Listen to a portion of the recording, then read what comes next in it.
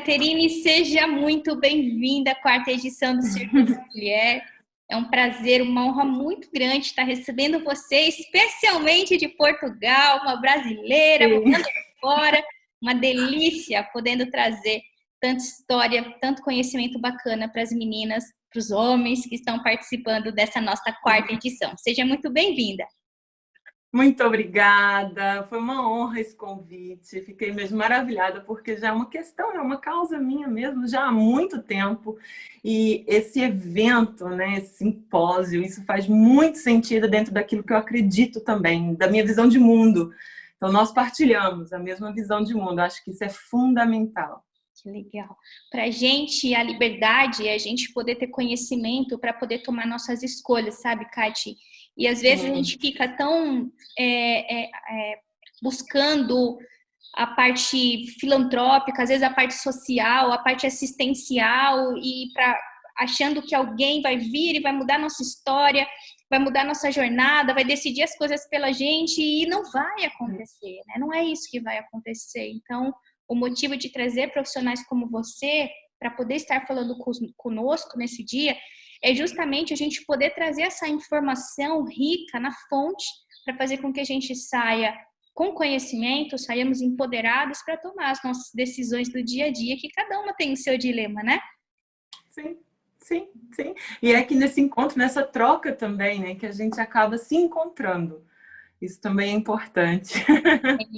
É isso. A cada palestra, né, que eu estou intervindo, que eu estou moderando, é como se eu tivesse realmente esse encontro comigo, com a minha história, com as minhas dificuldades, com as minhas dores, com as minhas forças, e eu acredito que isso aconteça, né, esteja acontecendo com todo mundo que faz parte do Circuito Mulher. Sim. Bom, Caterine, o título... Então, fala um pouco pra gente a respeito da sua palestra, por favor.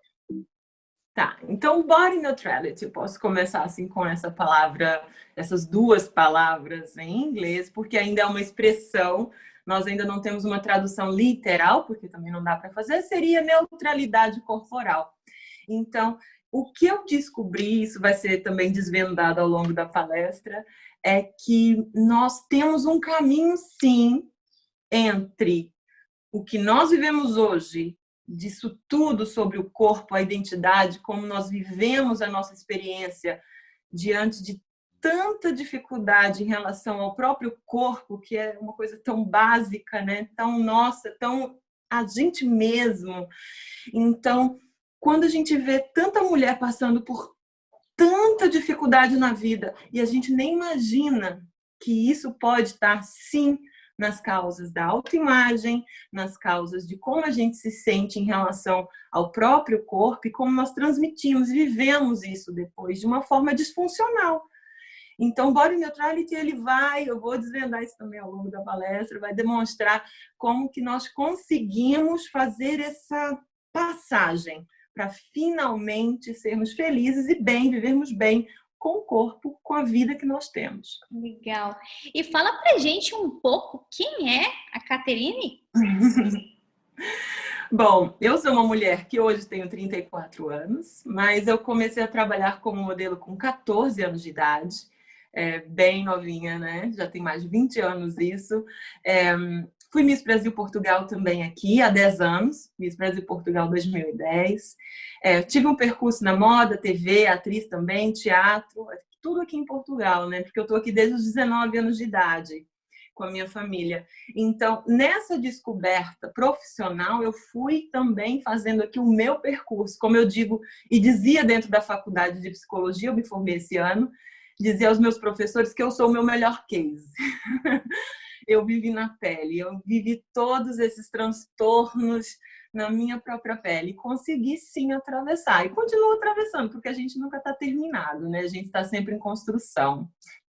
Agora eu estou entendendo o porquê de tanta beleza, meu Deus. A gente vai gravando e às vezes, né, case de bastidor, às vezes o pessoal vê as entrevistas, assiste a entrevista editada e tudo mais, fala assim, elas já se conhecem, né? Já se falam há muito tempo. E aí, para as meninas até, às vezes a gente se conhece 5 minutos antes da palestra. Até então, não sabíamos quem era uma outra, e quando eu liguei a câmera, vi a Caterine tão linda assim, eu falei, meu Deus, que mulher maravilhosa. Então agora eu tô entendendo o porquê dessa sua imposição, né, dessa forma de se apresentar tão linda. E então você vai estar trazendo para a gente quanto que isso pode implicar no nosso dia a dia, né, Kátia? Sim, sim. Até mesmo porque dentro da moda foi o mesmo, é o celeiro, né? Foi onde eu vivi as coisas mais intensas em relação ao corpo, como nós todos sabemos hoje nos nossos dias, porque nós finalmente começamos a falar sobre isso. E eu acho que é mais isso, é mais a maneira. Eu trabalhei 10 anos como atriz e 20 anos na moda. Eu acho que acaba ficando sempre um restinho de toda essa aprendizagem na expressão corporal, na forma de falar, enfim. Mas é transversal, não é só para modelos, não. Perfeito. Fique à vontade, então, Kátia. Quando você quiser que eu faça a transição dos slides, pode me apontar e fique à vontade, o palco é seu. Tá bom, muito obrigada. Então, olá, todo mundo, todas vocês homens também, que estejam vendo a nossa palestra. Eu falo nossa porque ela não é só minha, né? A partir do momento em que eu venho aqui entregar o que eu vivi, entregar a minha história, ela passa a ser nossa. Ela passa a ser nossa. E é nesse processo que eu acredito muito, nessa simbiose, nessa entrega. É como eu disse no início, é que nós vamos nos encontrando. Eu também vou me encontrando. Quanto mais eu falo sobre o assunto, e repito, reitero, nós nunca estamos terminados, né? Nós estamos sempre em construção. Então, o início de tudo aqui é simplesmente o corpo como muleta da autossabotagem. Então, aqui nós vamos entender como que vai muito além da maneira como nós lidamos com o nosso corpo. Ela vai muito além do corpo, ela vai muito além da roupa que eu quero vestir. Vai em como eu me expresso, como eu me entrego para o mundo, as coisas que eu faço e as oportunidades que eu perco. Pode passar, por favor. Obrigada. Bom, e aqui vem aquilo que é fulcral dentro da nossa vida, principalmente para as mulheres, porque os homens acabam tendo ainda alguma flexibilidade, ok? Quantas oportunidades você já perdeu por não se sentir inadequada, não se sentir adequada, se sentir inadequada, inadequada para viver um relacionamento, inadequada para trabalhos diversos, não só na moda, inadequada para ir a um evento, uma festa, usufruir de coisas da vida normalmente. Eu posso falar na primeira pessoa. Eu comecei a trabalhar com 14 anos de idade na moda e ali eu passei situações inimagináveis em relação ao meu corpo. Na formação ainda da minha identidade, né, ainda era adolescente. Então, eu fui ensinada de alguma forma a odiar o meu corpo. Eu cresci odiando o meu corpo. Eu cresci dissociada do meu corpo. Eu não queria, não desejava ter o corpo que eu tinha. Então, o que eu comecei a fazer? Comecei a fazer tudo aquilo que eu aprendi vendo e copiando outras pessoas, escutando também aquilo que era para eu receber aquela aceitação. Porque eu queria estar naquele lugar, eu queria ser vista, eu queria ser notada, eu queria ser respeitada. Então, por que só um tipo de mulher era e as outras não?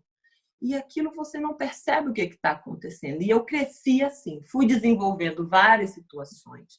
Por exemplo, episódios gravíssimos da minha adolescência de estar em frente ao espelho, eu rejeitava parte do meu corpo, de estar em frente ao espelho e socava minha barriga. Chorava, sentia muita raiva, uns sentimentos muito ruins. E hoje eu penso, mas como assim? De onde que isso vem? E eu comecei a viajar, e comecei a trabalhar, e comecei a conversar com mais pessoas, mulheres lá na minha cidade, depois comecei a viajar internacionalmente, fazer amizades, e eu comecei a notar que era transversal. Não era só uma questão, de modelo, não era, e depois idades diferentes, classe social, etnia, cultura. Eu falei, não, temos aqui uma situação, temos aqui um problema. Um problema estranho, porque estamos todas disfuncionais, estamos perdendo oportunidades na vida, claramente. Então, ali eu comecei a entender que havia algo de errado. E o que eu comecei a notar? O lazer era o primeiro a perder, né? E hoje eu venho com essa questão. Quantos eventos, quantas festas em família, festas com os amigos, você deixou de usufruir porque se achava inadequada, achava que não tinha roupa, achava que não estava bem, ou até ia, mas ficava lá naquele cantinho, sabe, escondidinha, tentando não ser tão notada, tão integrada, né? E trabalhos? Quantas oportunidades de trabalho você rejeitou? Nem foi, nem mandou o currículo, porque achava que não ia dar certo mesmo e que o seu currículo nem era assim tão bom. Ou então recebia aquelas oportunidades da vida e rejeitava, porque aquelas pessoas não estavam te vendo de verdade. Síndrome da impostora, não? Autossabotagem. E também relacionamentos. Bom, relacionamentos, vamos lá. E aqui não importa a sua sexualidade, é relacionamentos. Você não se acha merecedora. Então, você está convivendo com uma pessoa que às vezes você até admira de verdade, mas você acha que não merece aquela relação. E aqui o seu critério vai baixando, porque você começa a se relacionar com pessoas que, na sua percepção, talvez seja aquilo mesmo que você mereça, sabe como? E você pode começar a aceitar, inclusive, coisas inaceitáveis. Humilhações, comparações. E essas comparações, no início, elas parecem só físicas, sabe? Um corpo com outro corpo. Mas internamente, nós sentimos que é uma comparação de valor. Gravidez. Eu tenho uma amiga que a gente tem conversado bastante. Ela passou por uma gravidez tem um ano. Eu não sei se vocês sabem, mas gorda não pode engravidar, ok? A gente fica, meu, que loucura, né? Não, mas é questão de saúde. As coisas que ela escutava de médicos, as coisas que ela escutava dentro da família, não eram justificadas por exames clínicos. Nós estamos falando aqui de outra coisa, de outra camada do pensamento, tá? E depois temos também as festas de casamento. Essa eu gosto muito dessa parte, porque a gorda pode até casar, mas ela tem que emagrecer. Dizem. Hoje já não, já tem vestidos pra gente. Tem estilistas que estão pensando na gente, mas a gente já lá vai. Bom, e as estatísticas? Como que eu fui entendendo o que estava acontecendo? Isso tudo que eu estou falando até agora foi vivido, foi ouvido, foi conversado. Agora eu comecei a procurar dados. Falei, não é possível. Isso não sou só eu que estou vendo isso. Será? Há estatísticas no Brasil recentes, feitas pela Universidade Federal do Rio Grande do Sul, que 82% de crianças de 8 a 10 anos de idade desejavam uma silhueta diferente. Nós estamos falando de crianças de 8 a 10 anos de idade, que elas desejam uma forma corporal diferente. E também nós temos aqui uma outra na Austrália, pela Pretty Foundation, que é uma instituição sem fins lucrativos, né, não governamental, sem fins lucrativos, que fez uma outra pesquisa, isso na Austrália. Essa é bastante estarrecedora. 1 a cada 3 crianças, 1 a cada 3 crianças de 5 anos de idade pretendem fazer dieta. E 38% de crianças de 4 anos estão insatisfeitas com os próprios corpos. Bom, isso aqui me diz onde que o problema começa. No meu tempo, começava na adolescência, 14, 15 anos. Hoje está começando cada vez mais cedo. Nós estamos com crianças com 4 anos de idade, com essas questões corporais. Bom, e aqui a gente vem, tá, chega, passa, não tem como. De onde que isso vem? Quando que isso começou? Quem ensinou Quem nos ensinou a passar por tudo isso? Bom, a gente vai fazer aqui uma viagem rápida, mas profunda, em termos históricos e sociais, porque é necessário. Há várias formas também de ver a questão. Eu fui estudando e fui entrando em alguns autores, mesmo porque dentro da faculdade eu tive esses acessos também, né, de estudos sérios e autores sérios falando sobre assuntos ao longo do tempo, e onde eu fui descobrindo muitas informações. E tudo começa ali, se a gente parar para pensar, ao longo de toda a civilização, o corpo era objeto de poder.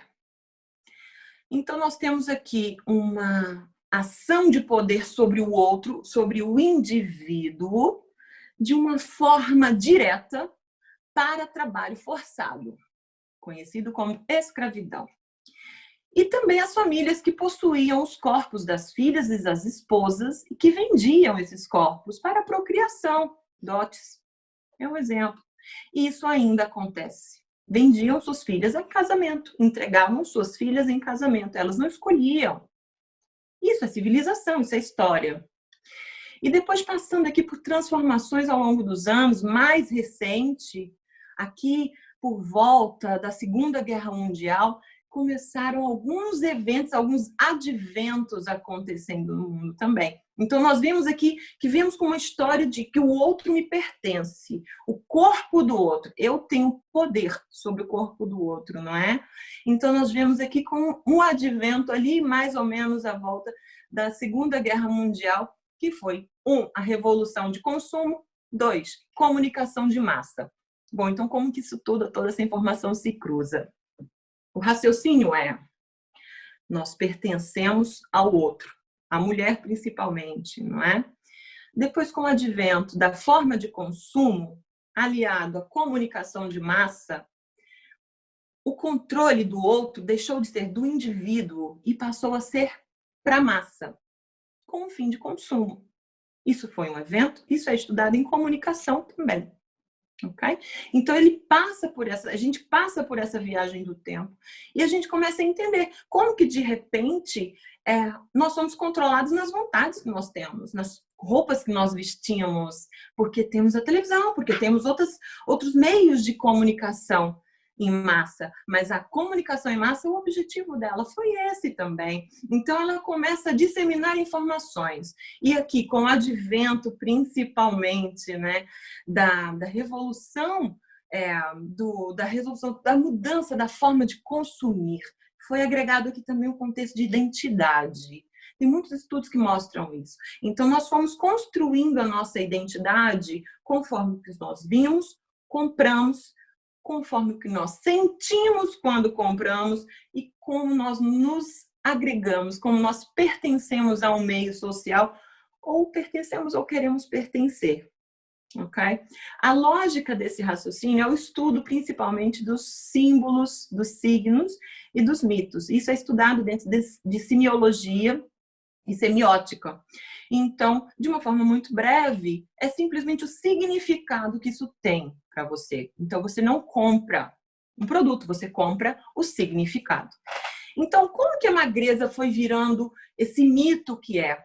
Porque foi sendo associado ao longo do tempo, e eu tô na moda desde os anos 99, 2000, 98, 99, foi agregado, foi feito aqui uma combinação de valor agregado a esse modelo de corpo, que nota-se uma estatística interessante, mas é a minoria da humanidade. Nós temos uma diversidade imensa de tipos de corpos, mas foi escolhido exatamente a exceção genética para ser o nosso exemplo.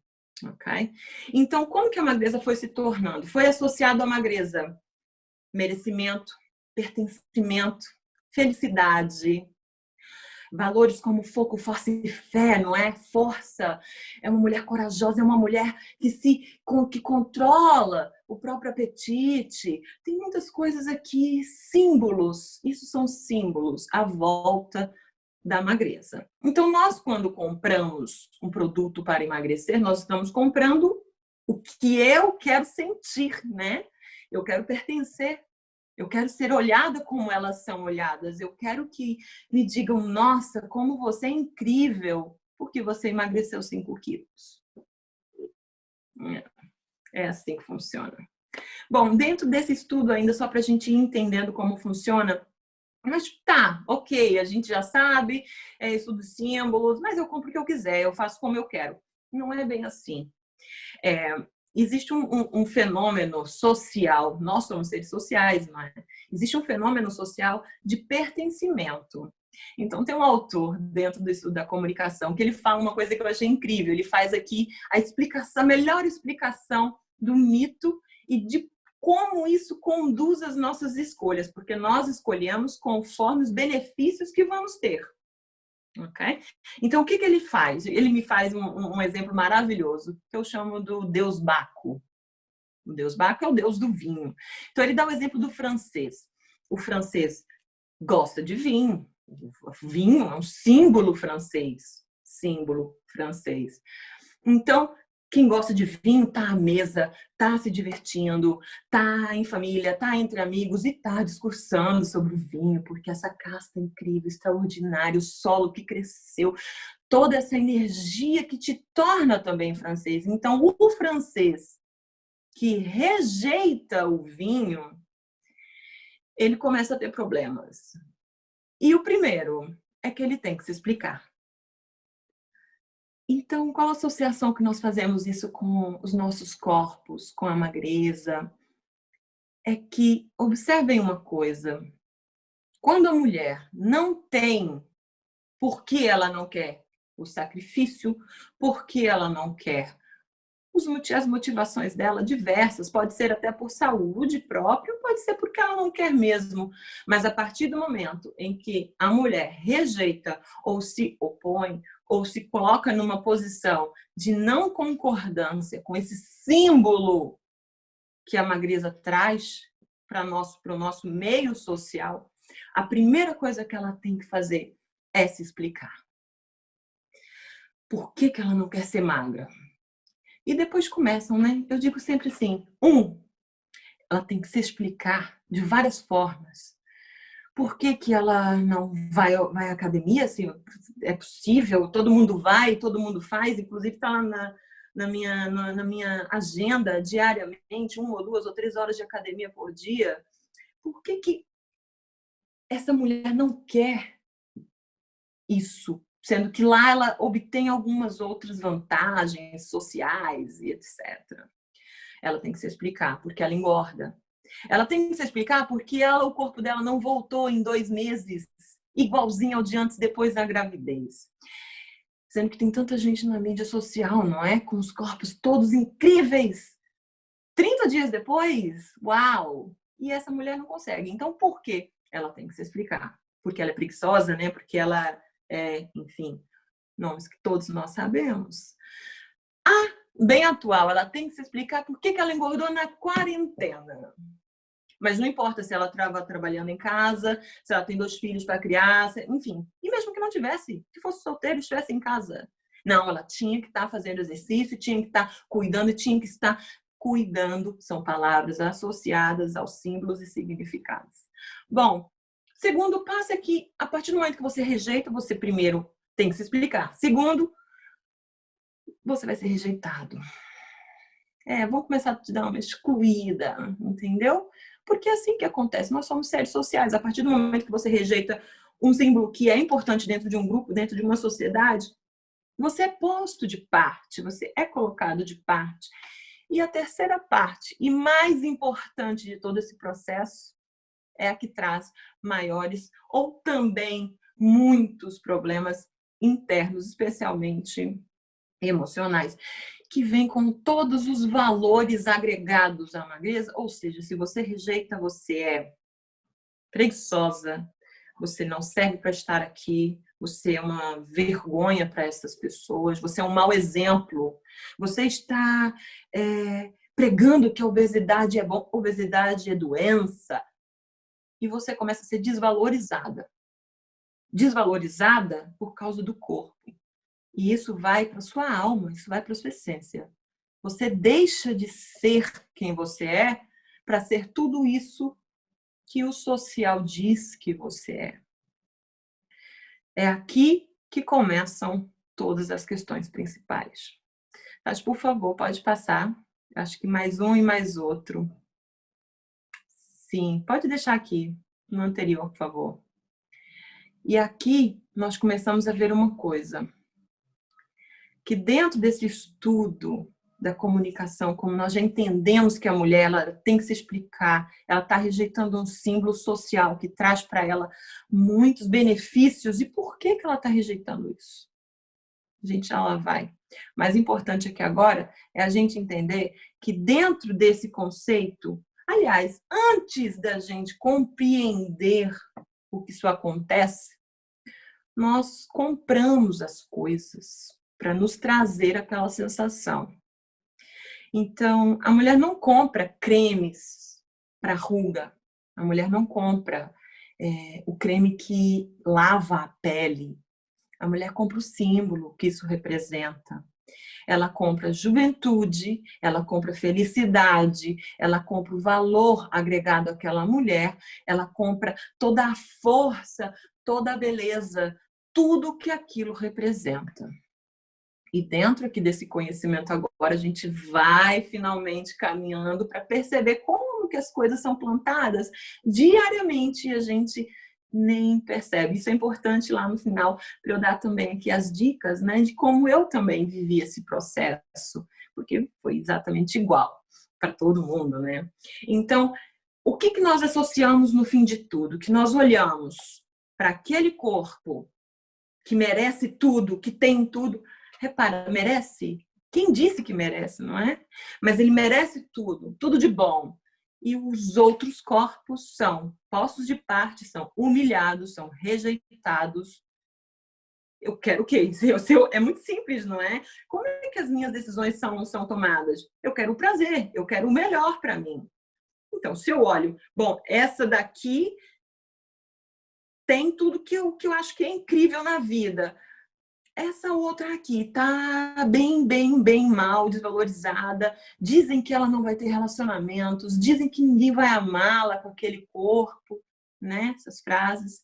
Então, o que eu escolho? Eu quero ter aquele corpo.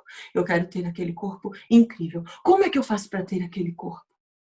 O que ninguém te fala é o preço que ele custa. Pode passar, Patrícia, por favor. E aqui que entra muitas coisas profundas que alteram bastante a nossa identidade, aquilo que nós somos para nós mesmas, tá? Então essa frase, né, eu sou o meu melhor case, eu dizia isso a brincar, né, de brincadeira dentro da universidade, mas é verdade. Eu fui observando ao longo do tempo e fui vendo assim coisas que como é que pode uma menina de 14 anos se odiar tanto o seu corpo, achar que não merecia, achar que não valia nada? Mas eu fui caminhando dentro da moda. Então foi simples. Eu escolhi, não escolhi, eu quero ser magra. Contra toda a minha natureza, contra todo o meu biotipo, contra a minha genética. Então, eu comecei a utilizar de ferramentas que todas as mulheres falavam, não era só dentro da moda. Eu não vou, obviamente, falar tudo, porque ainda tem muita gente passando por esses problemas. Mas o mais básico era tomar medicamentos, remédios, que alguns, o efeito colateral era o emagrecimento. Remédios não comprados de forma lícita. Eu tinha 15 anos. Obviamente que minha mãe não sabia, porque isso tudo a gente consegue fazer escondido. Aqui também está um sinal de que algo não está bem, né? A gente faz escondido. Eu só tinha medo de provocar o vômito, para não desenvolver bulimia e porque eu também tinha uma dorzinha no estômago meio crônica, que hoje eu sei que também podia ser bastante fruto de ansiedade, não é? Mas eu tinha bastante medo dessa questão do estômago, mas era muito comum. Muito comum. Muitas colegas de trabalho, muitas amigas na escola. Muito comum. Então eu comecei a tomar remédios, de todos e mais alguma coisa, para poder ficar naquele formato de corpo. Eu tinha um ciclo que aliás, é um ciclo da ansiedade também, não é? Então eu fazia o ciclo da compulsão alimentar, depois era o ciclo da culpa e depois passava para a parte da punição, que é o alívio da ansiedade. Então, como é que eu fazia tudo isso? Quando a gente fala de compulsão também é importante lembrar, porque não é só a pessoa que é gorda que tem compulsão alimentar. Muitas amigas minhas que são gordas não têm compulsão alimentar. É por outras formas, é por outras causas. Tem remédios psiquiátricos, tem remédios, outros vários, que mexem com os hormônios da mulher e ela engorda. E ela é saudável, e ela está bem, e ela não tem nenhum problema de saúde, como essa é a nossa causa, não é? Quando estão muito preocupados com a gente, é sempre por causa da nossa saúde. Então, o que acontecia nesse ciclo de compulsão? Eu tinha os meus alimentos preferidos, óbvio, e não eram todos, né? Então, não era um pedaço de chocolate, eram 3, 4, 5, 6 barras, meio quilo, antes de dormir, porque eu não conseguia dormir. Desesperada. Se eu ganhasse 100 gramas do meu corpo e pensando, meu Deus, eu tenho que perder. Automaticamente, você come de forma compulsiva, você não contém esse impulso, essa compulsão, você come. Eu, como eu disse, não provocava, não é? O vômito, mas eu fazia um outro ciclo da ansiedade. A culpa vinha e como eu fazia? Punição. Eu fazia pelo alívio da ansiedade, que é um movimento de alívio. Então eu ia para os exercícios físicos. Ah, mas isso é saudável, é normal, todo mundo faz. Uma menina de 14, 15 anos. Não é normal chegar da escola e fazer 1.500 abdominais sem parar, de uma forma punitiva, chorando, fazendo até sentir dor, muitas vezes até desmaiar. E fazia aquele movimento e tinha essa necessidade do exercício físico, ia correr 10 quilômetros e se tivesse mais um pouquinho de fôlego, ou se não desmaiasse no caminho, corria, andava, caminhava mais 10, porque nunca era suficiente. E o sofrimento era interno. Aí você pensa assim, mas imagina, ela até está dentro de um padrão, né? Ela até está dentro de um padrão. O rosto dela, as pessoas dizem, ela é bonita. Para mim pode ter sido mais fácil, né? Do que para você, ou para minha colega, ou para minha amiga, como, sei lá, para uma outra modelo, uma supermodel, também pode ter sido mais fácil do que foi para mim. Não, porque assim, não era mais fácil. Eu estava tendo a recompensa que eu queria. Eu estava tendo a recompensa. Estava trabalhando, estava viajando. Continuava a estudar, mas estava trabalhando, estava viajando. Tinha sido Miss. Estava tendo as recompensas. Por que afinal de contas, eu decido fazer aqui uma ruptura com o sistema inteiro? Sendo que eu tinha muito a perder. É simples ou não? Mas é o sofrimento. Tudo aquilo me causava muito sofrimento.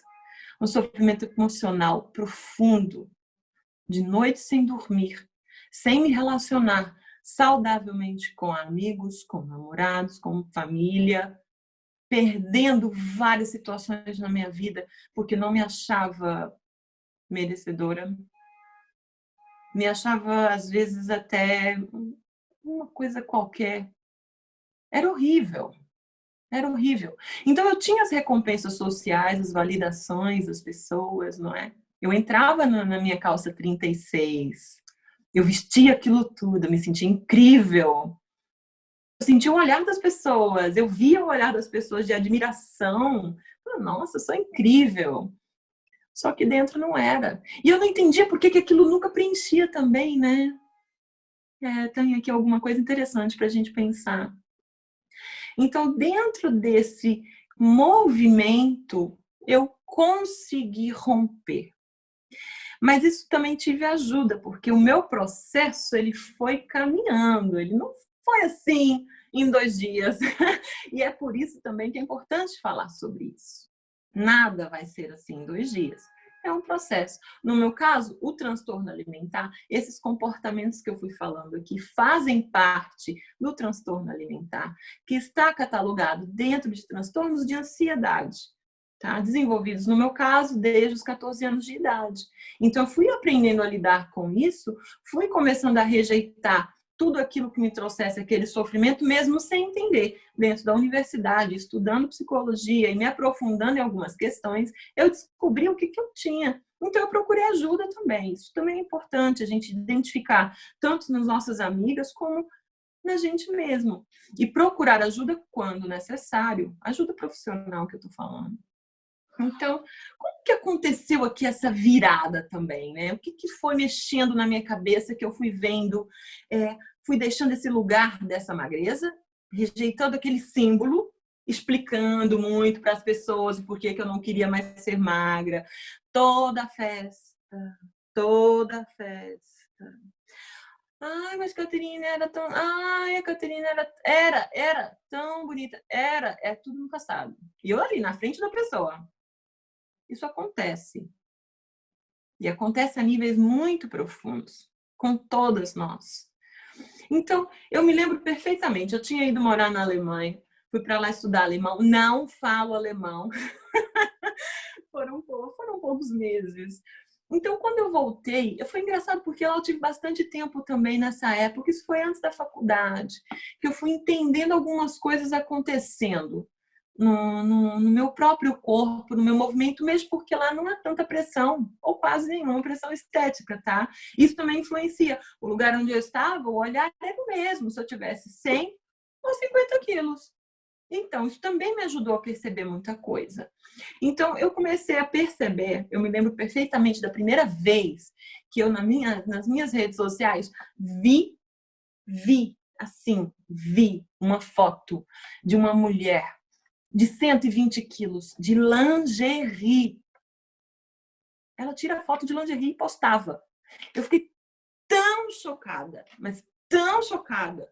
Pro bem, né? Falei, meu Deus, que mulher é essa? Eu mal consigo me olhar no espelho. A gente vai fazendo essas camadas, né? A gente vai entendendo o que está acontecendo. E eu me lembro disso, da sensação que eu tive quando eu vi a Tess Holliday, que é uma modelo americana, brilhando na sua autoestima, mandando as pessoas pararem de encher a paciência dela e irem, vai comer um hambúrguer. Ela escrevia isso. Eu fiquei lendo os comentários dela, as respostas dela, comecei a ler entrevistas que ela dava, eu comecei a ficar, meu Deus, isso existe! Como é que essa mulher, de onde vem essa força? De onde vem essa coragem? De onde vem esse amor que ela tem por si própria? Ela não deixou ninguém falar que ela não serve, que ela não presta, que ela é uma... Enfim, eu não vou repetir esses adjetivos pejorativos, né? A gente já ouviu o suficiente. Aqui a gente está para falar coisas positivas. E eu sei disso, que eu comecei a olhar para ela e falei, tem uma saída. Eu não aguento mais. E como eu, milhares de mulheres. Mas a gente não tem a força para romper. De onde vem? O que a Tess Holliday fez por mim chama-se representatividade. Sem saber. Ela lá nos Estados Unidos, fazendo o trabalho dela, vivendo a vida dela. Ela me influenciou aqui de uma forma extraordinária, profunda e sem volta. Porque eu comecei a ler, comecei a procurar e encontrei o movimento plus size. Então, aqui vem essa questão também de entender o que é o plus size. O plus size foi um movimento que começou nos Estados Unidos, na Austrália, que simplesmente rejeitou, ele quebrou com todos os paradigmas. O quê? Uma mulher só pode vestir um determinado tipo de roupa e ela que tem que caber na roupa e não a roupa nela? Isso não faz sentido. Então, romperam com tudo isso e começaram marcas, especialmente feitas por mulheres, estilistas mulheres, começaram a criar roupas para mulheres com tamanhos imensos. E eu achei aquilo fantástico. Não, e não era roupa da avó, porque a gente também já tinha algumas coisinhas bem legais. Mas eram todas roupinhas da avó. Ou então maiô preto, né? O clássico maiô preto. Não, elas vieram, romperam com tudo, romperam com o sistema e disseram, não. Nós todas aqui merecemos sim, nós todas aqui vamos fazer sim, e vamos andar com a roupa que nós quisermos, e vamos fazer o que nós quisermos, porque o nosso valor não está no nosso corpo. E eu, genial, genial, genial, é isso. É lá que eu quero estar. E logo depois disso, veio, mas muito próximo, o movimento Body Positive, que ele fala da positividade corporal. Que aí vem, bora amar. Nós nos amamos, nós somos incríveis, nós somos maravilhosas. Eu me amo todo dia, você se ama também. E começaram a postar. Comunidades, depois abriram, mulheres começaram a trabalhar a própria imagem, postando as próprias fotos. E eu comecei a achar aquilo extraordinário. E, meu Deus, isso é real, isso acontece. Está acontecendo com mulheres à volta do mundo. A gente está criando aqui uma força de libertação de todos esses símbolos, de todos esses significados que sempre nos manteve assim debaixo de uma autoridade, né? Debaixo de obediência. Porque nunca foi sobre o peso. Nunca foi sobre o peso. É sobre obediência. Então, nós conseguimos ali romper com aquilo. Só que teve um detalhe.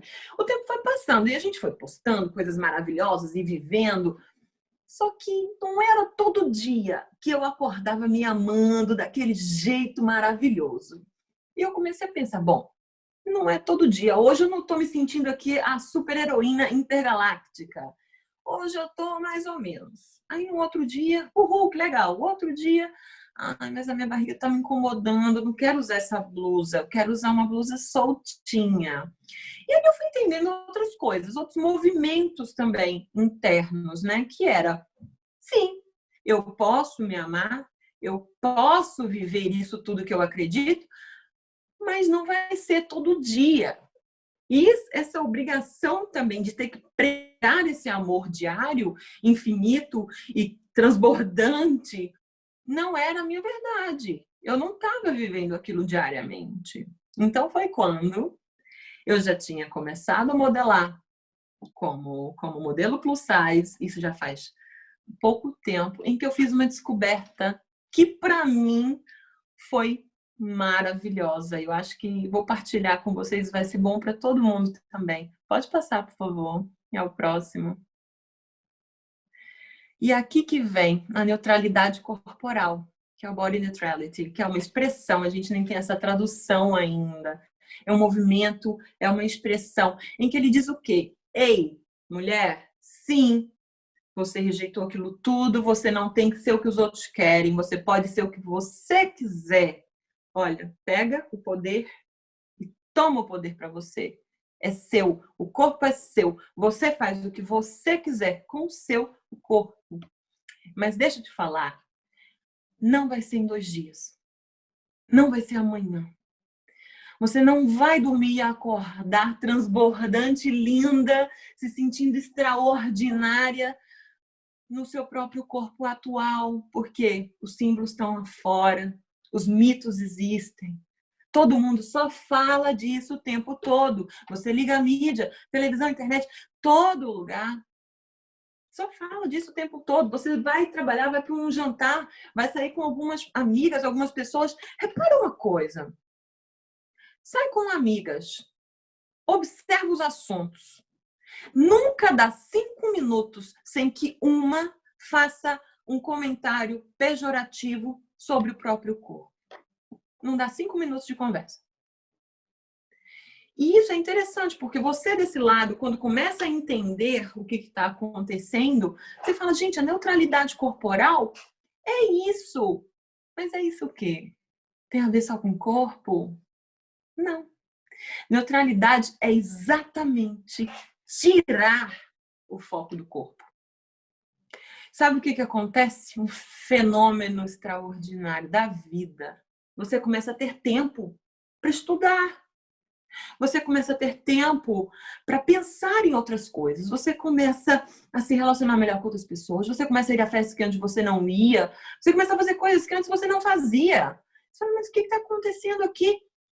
Alguém faz um comentário pejorativo sobre você ou sobre alguém que você está vendo. Você fala, não, mas eu não sou isso, nem essa pessoa também não. Isso, comentários por causa do corpo. Você começa a entender que não, Não tem nada a ver com a farda, com o uniforme daquela empresa, não. Eles que façam no meu tamanho, eu vou aplicar para aquela vaga de emprego. Ou então, o namorado ou a namorada, enfim, a pessoa com quem você se relaciona começa a te humilhar, te destratar, porque você não está obedecendo essas regras, você entende se é isso mesmo que você quer para sua vida. Porque é você que está no centro agora. É você se descobrindo, é você se entendendo.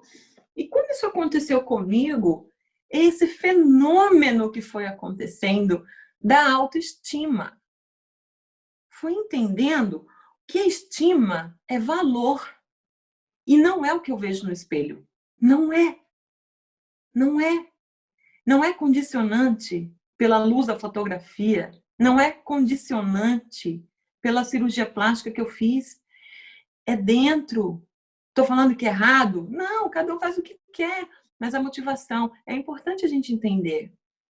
E a estima está aqui dentro. Eu estimo. Eu comecei a cuidar de mim, a entender as partes de mim que precisavam de ajuda, as partes de mim que já podiam ajudar. Eu fui compreendendo que valor é estima. E então eu comecei a me respeitar.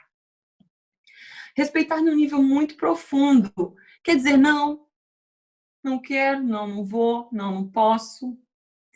Que é entender aquilo onde eu estou, o meu lugar no mundo. Se eu quero casar, eu caso. Se eu quero ficar solteira, eu fico. Se eu quero casar sem emagrecer, eu vou casar sem emagrecer. Todos esses estereótipos simbólicos e míticos do nosso tempo atual. Então, o body neutrality é isso, é liberdade. Você quer emagrecer? Emagreça. Ah, mas eu emagreça, quero ir para academia, eu falo ginásio porque aqui em Portugal é ginásio, mas quer ir para academia todo dia, ou 2, 3 vezes a semana? Vai, mas pelo motivo saudável, pela diversão, pelo cuidado do seu corpo, não com objetivos de emagrecer. Quer fazer cirurgia plástica? Faz. Quer fazer agora essas técnicas não invasivas, mas enfim, sem cirurgias estéticas? Faz. Mas para que você está fazendo? Por que você quer fazer? É o símbolo que está gritando, né? O mito que está te chamando, é o valor que aquilo tem para você, né? Ou não. Pense, essa é a chamada para reflexão. Que o Body Neutrality te permite pensar e tomar as decisões por você mesma. E aqui você vai crescendo.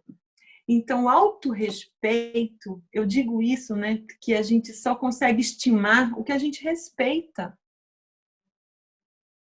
É forte, né? A gente, a partir do momento que entende o que é o corpo, que é só uma parte integrante do todo, e é o que eu preciso para viver as experiências, não é? Eu começo a estimar isso de uma forma profunda. Então, aqui tem um passo a passo que eu fui vivendo e que eu quero partilhar com vocês hoje, né? Foi fundamental para mim no início, como eu já demonstrei também aqui, a procura pelo tema, a aprendizagem, desenvolver o tema, falar sobre o tema. Foi muito importante. Ler. Não tinha muita coisa quando eu comecei, mas eu busquei. E eu consegui algumas partilhas, algumas informações. Então, entender o que é ansiedade, entender o que é transtorno alimentar, procurar ler. Tem muita coisa boa hoje já na internet que a gente consegue. Tem grupos no Instagram, no WhatsApp, no Facebook, nas redes sociais, enfim, várias. Tem muito mais do que essas hoje em dia. Você consegue auxílio, consegue apoio, informação. É um ponto muito importante inicial. E depois aqui que nós aprendemos com o tema também, vem quem devo seguir nas redes sociais. Isso é muito interessante. Eu já tinha lido, nessa época aqui, já tinha lido um livro do Augusto Cury que chama Ditadura da Beleza. E foi muito interessante, porque ele rompeu algumas coisas na minha cabeça. E eu fui entendendo como que funciona a memória. E essa formação de uma ideia, né? quando uma coisa, um objeto ou uma situação ganha um valor para mim. E nós somos bombardeados com imagens o tempo todo. Nós estamos na era da informação visual. Nós sabemos disso, né? O nosso celular está aqui, né? E o que acontece com essa informação visual? Ela fica armazenada na sua memória, você não consegue esquecer. Quanto mais imagens de um determinado símbolo com um determinado significado você tem, é aquilo que tem a importância para você. A lógica é muito simples. Começa a olhar. Quem é você? Como que é o seu corpo? Como que o seu corpo se apresenta? Qual é o seu biotipo? Qual a sua genética? Como que você é? Segue pessoas parecidas. Procure ver corpos parecidos. É fundamental. Fundamental. O meu processo, eu me lembro perfeitamente de entrar no Instagram, olhar todos aqueles corpos, não! Elas não me representam mais. São lindas, algumas naturais, outras muitas não. E eu sei do que eu tô falando, né? E eu olhava e falava, não, eu só não deixei de seguir as minhas amigas. Mas todas as outras modelos ou pessoas que representavam outro tipo de corpo e o que elas vendiam, né? As imagens, o que elas falavam sobre aquilo tudo. Eu simplesmente falei, não sigo mais, não quero ver isso mais. E comecei a procurar corpos parecidos com os meus, com o meu, corpos parecidos com o meu e outros tipos de corpos também. Variedade, diversidade. Isso é muito importante. E então, depois aqui, quem a gente deve seguir nas redes sociais? Comece devagarinho. Não vai acontecer em 2 dias. Mas você vai. Aos pouquinhos você vai fazendo essa modificação, vai crescendo, né? Então, identificar e quebrar os padrões de comportamento é o próximo passo. E como que isso acontece? Então, deixa eu te contar. Sabe aquele hábito alimentar de comer ou não comer, para dormir sem comer, ou beber água quando tem fome, ou aquele monte de coisa que a gente faz, enfim, é para parar. Você pode não conseguir sozinha, mas aí a gente precisa procurar ajuda profissional. Mas tem muita coisa que a gente consegue quando a gente toma consciência do que a gente está fazendo. Então eu comecei a entender os meus hábitos de vida, os meus hábitos de rejeição do próprio corpo, de partes do meu corpo. Eu fiz simplesmente uma coisa que parece meio diferentona, mas eu fui para frente do espelho. Eu não me olhava no espelho, lembra da menina de 14 anos? Pois é, eu não me olhava no espelho. E eu era magra, né? Eu ainda era magra aqui nessa época, tá bem? Eu comecei a ir para frente do espelho e fiz um movimento que é tão importante, que é da reconexão. O que eu fui vendo? Que os hábitos de não me olhar, de só comprar determinado tipo de roupa ou cor de roupa para esconder, era essa a finalidade. Eu comecei a sentir as minhas dobrinhas, porque era aquilo que eu odiava, que eu não queria ter. Então eu falei, são as dobrinhas, né? Então eu ia para frente do espelho, dobrinhas. Ainda chorando. É difícil falar sobre isso. Ainda chorando, ainda sentindo muitos sentimentos estranhos. Mas eu decidi que ia trabalhar. E fui trabalhando. Então, em vez de odiar o que eu via, a imagem que eu via refletida, eu comecei a dizer, olha, tá tudo bem. Eu falava comigo mesma olhando no espelho. A primeira vez que minha mãe viu isso, ela achou muito estranho. E é porque eu simplesmente deixei de falar de dietas. Deixei de perguntar obsessivamente se eu tinha perdido aqueles 2 centímetros do meu corpo. E comecei a trabalhar isso de uma outra forma. Sabe como que a conexão corporal ela acontece? Muito tátil, sabe? Hoje eu sei que isso também é uma técnica de algumas terapias. Eu comecei a tocar meu corpo, a sentir, sabe? A carne, a pele, o corpo, os ossos. E eu comecei a sentir, falei, meu Deus, esse é o meu corpo. É assim que eu sou. Essa sou eu. É assim. Não tenho como modificar essa base, essa natureza. Então aqui eu fui mexendo nas minhas dobrinhas, eu comecei a acariciar a minha barriga, que era aquilo que eu mais rejeitava no meu corpo. Cada mulher vai ter o seu próprio ponto mais sensível, né? Você vai descobrindo o seu também. É muito importante esse processo de você se reconectar, ou no meu caso, conectar com o próprio corpo. E aqui finalizamos então a nossa palestra com o melhor sentido de que o que eu ganhei com isso tudo.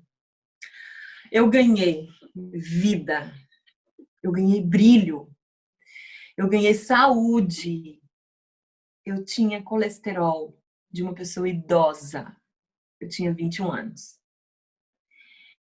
Era absurdo e eu era magra. Eu pesava 55 quilos, eu tenho 1,77 de altura. Então, o que eu ganhei depois de toda essa viagem que eu falei aqui agora? Uma viagem no tempo também, né? Que nós fomos aqui, fomos juntos. O que eu ganhei? Eu ganhei saúde, eu ganhei vida, eu ganhei brilho, eu ganhei um olhar diferente para a vida, um olhar diferente para mim e para o outro. Eu entendi o que era valor, eu entendi o que era alto valor, autoestima, autorrespeito, automaticamente respeitando também o outro, as escolhas do outro. Eu fui evoluindo nesse processo e aconteceu um fenômeno que para mim foi muito marcante, que é quando eu tirei a restrição alimentar da minha vida e acontece um fenômeno que a restrição causa ali a compulsão, né? Tá ligado.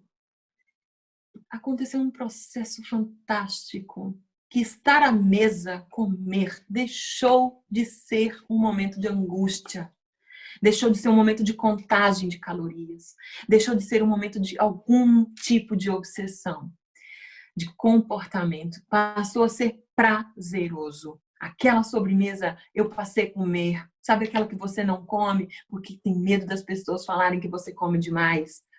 Você vai passar a comer. Não precisa comer o bolo inteiro, come um pedaço. É essa forma de vivenciar a sua relação com o outro. E vai muito além do corpo, como eu falei logo no início, vai muito além. Eu comecei a me expressar melhor, eu comecei a me entregar no mundo, eu comecei a entender que eu sou uma peça importante na minha família, para os meus amigos, para as pessoas que me seguem de alguma forma, elas se identificam com o que eu falo. Eu tenho coisas a entregar à vida também, tanto quanto recebo. E aqui vai acontecendo a magia de que você começa simplesmente entender quem é você. E que o olhar do outro não vai condicionar a forma como você vai acordar no dia seguinte. Não vai te impedir de usar a roupa que você quer. E o principal, você começa a ter um novo olhar para suas relações. Você começa a deixar de aceitar relações e situações abusivas, porque você começa a entender o seu valor. Você começa a se respeitar. E aqui eu finalizo com o melhor sentido de tudo isso, que é o body neutrality, que é quando eu tiro o foco do corpo, a vida acontece. Obrigada.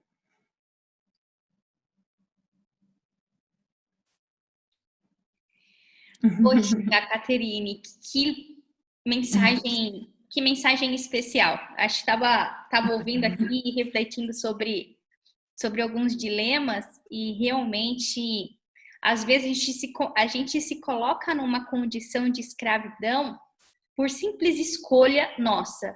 Tudo bem que a gente pode falar que é a sociedade, que é a mídia, que são as redes sociais e tudo mais, mas ainda assim a gente escolhe, né? Quem pode e quem não pode influenciar as nossas decisões, né? Então, quando a gente escolhe, de repente, não querer ser escravo de nada ou se sentir obrigado a nada, a vida realmente começa a florescer, ela começa a acontecer.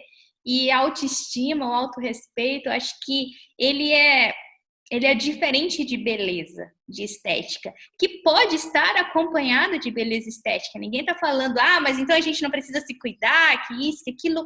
Óbvio que não. Mas eu acho que todo mundo tem que fazer aquilo que lhe dá prazer, aquilo que faz se sentir livre e não se sentir preso, né, Caterine? Então, a mensagem foi muito bonita, muito bonita. Muito obrigada, viu? Obrigada, eu que agradeço a imensa oportunidade de poder partilhar, porque eu realmente acredito no poder da partilha.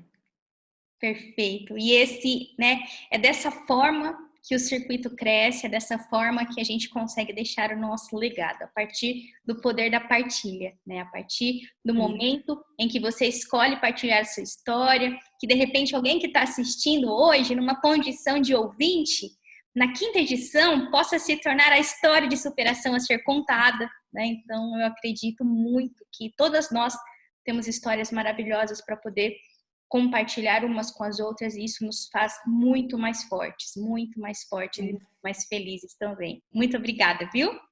Eu que agradeço. Muito obrigada mesmo.